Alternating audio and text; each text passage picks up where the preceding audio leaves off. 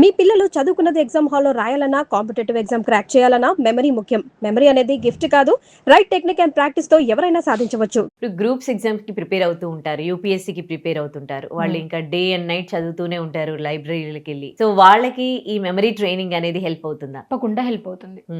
ఎవరైతే groups aspirants ఉంటారో, UPSC aspirants ఉంటారో, వాళ్ళు లాట్స్ ఆఫ్ ఇన్ఫర్మేషన్ని గుర్తుపెట్టుకోవాలి. ఒక యూపీఎస్సీ ఎగ్జామ్ క్రాక్ చేయడం అంటే అది చిన్న విషయం కాదు. గ్రూప్స్ ఎగ్జామ్ క్రాక్ చేయడం అంటే చాలా చాలా అంటే డిఫరెంట్ టైప్స్ ఆఫ్ సబ్జెక్ట్స్ ఉంటాయి. మళ్ళీ ఒకటే సబ్జెక్ట్ కాదు, అన్ని రకాల సబ్జెక్టులలో ఎంతో ఇన్ఫర్మేషన్ గుర్తుపెట్టుకోవాలి. అలా గుర్తుపెట్టుకోవాల్సి వచ్చినప్పుడు కన్ఫ్యూజన్ వస్తుంది. అలా కన్ఫ్యూజన్ రాకుండా మనం టెక్నిక్ యూజ్ చేసి గుర్తుపెట్టుకున్నప్పుడు వాళ్ళు కన్ఫ్యూజన్ లేకుండా గుర్తుపెట్టుకుంటారు. చాలాసార్లు ఆస్పిరెంట్స్ నేర్చుకున్న విషయాన్ని ఎగ్జామ్ హాల్కి వెళ్ళేటప్పటికి ఆన్సర్ ఇదా ఆన్సర్ పాపం ఉంటుంది, కానీ ఏదో కన్ఫ్యూజన్ వస్తుంది. అలా కన్ఫ్యూజన్ రాకుండా ఉండాలంటే టెక్నిక్ ఉండాలి, క్లారిటీ ఉంటుంది అనమాట టెక్నిక్ లో, దీనికి ఆన్సర్ ఇదే అని. అలా క్లారిటీగా నేర్చుకోవడానికి టెక్నిక్స్ బాగా యూజ్ అవుతాయి. ఎవరైనా ఆస్పిరెంట్స్ ఉంటే మెమరీ ట్రైనింగ్ తీసుకుంటే వాళ్ళ స్టడీ టైం అనేది బాగా తగ్గుతుంది. అంటే ఇంతకుముందు 4-5 గంటలు చదువుతున్నాము ఒక సబ్జెక్ట్ తీసుకుంటే, ఇప్పుడు దాన్ని తగ్గించుకోవచ్చు, దాన్ని ఈజీగా మెమరైజ్ చేయొచ్చు. అలా వాళ్ళకి మెమరీ టెక్నిక్స్ బాగా యూజ్ అవుతాయి. ఇప్పుడు మీ దగ్గర నేర్చుకున్న స్టూడెంట్స్ ఎక్కువగా చిన్న పిల్లల లేకపోతే పెద్దవాళ్ళ, ఏజ్ వాళ్ళు ఎక్కువ నేర్చుకుంటున్నారు? ఇప్పటి వరకు అయితే 5th క్లాస్ నుంచి మీరు అన్నట్టు గ్రూప్స్ ఆస్పిరెంట్స్ వరకు ఉన్నారు. డిగ్రీ కంప్లీట్ అయిపోయి ఇప్పుడు గ్రూప్స్ రాస్తున్న వాళ్ళు కూడా నేర్చుకున్నారు. రీసెంట్గా మాకు ఆన్లైన్ క్లాసులలో ఫారెన్ నుంచి కూడా స్టూడెంట్స్ జాయిన్ అయ్యారు. సింగపూర్ నుంచి, యూఎస్ నుంచి కూడా స్టూడెంట్స్ ఉన్నారు. యాక్చువల్గా సింగపూర్ నుంచి ఒక స్టూడెంట్ జాయిన్ అయ్యారు.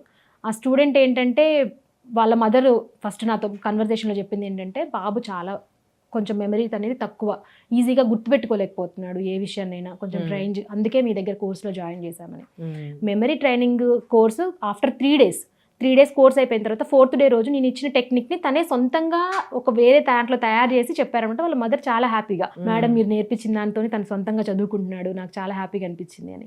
3 డేస్లోనే అంటే ఒక టెక్నిక్ని స్టూడెంట్కి చెప్పే విధానంలో తేడా ఉంటుంది అనమాట. నేను ఏంటంటే ఇప్పుడు స్టూడెంట్స్ ఉంటారు కదండి, స్టూడెంట్స్ అయినా హ్యూమన్ బీయింగ్స్ అయినా 3 టైప్స్ ఉంటారు. Visual, auditory, kinesthetic.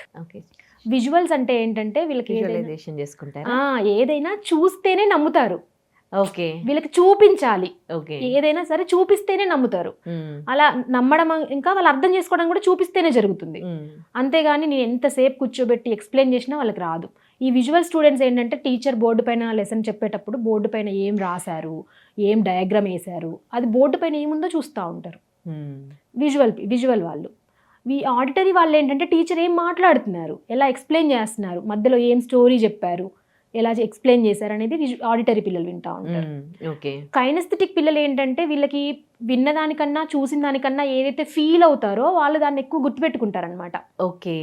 అంటే ఇప్పుడు ఒక ఫోటోసింథసిస్ అనేది ఎక్స్ప్లెయిన్ చేస్తూ ఉంటే విజువల్ అబ్బాయికి ఏం చేయాలంటే ఒక ప్లాంట్ దగ్గర తీసుకెళ్ళి, ఇది ప్లాంట్, ఇవి లీవ్స్, ఇవి రూట్స్, ఇక్కడ ఒక సన్లైట్ వస్తుంది, కార్బన్ డైఆక్సైడ్ తీసుకుంటుంది, గ్లూకోజ్ చేస్తుంది, అప్పుడు మనకి ఆక్సిజన్ రిలీజ్ అవుతుంది అని ప్లాంట్ని చూపిస్తూ ఎక్స్ప్లెయిన్ చేస్తారు.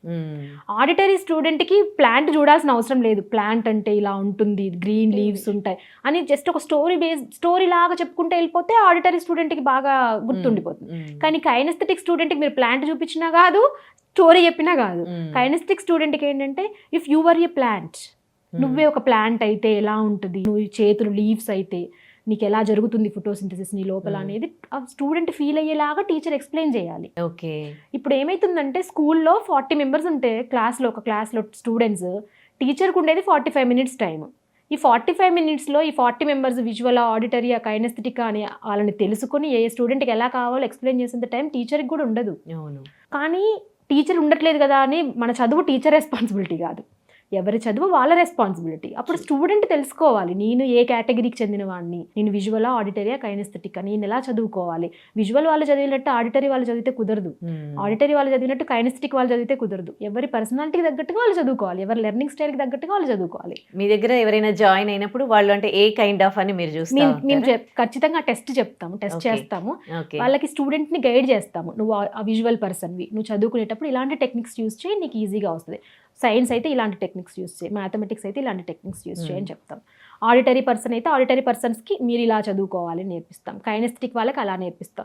అందుకని నేను చెప్పాను కదా, సింగపూర్ నుంచి వచ్చిన స్టూడెంట్ని ఫస్ట్ మేము ఈ టెస్ట్ చేసాం, వ్యాక్ అంటాం అనమాట, V A K, visual auditory kinesthetic test.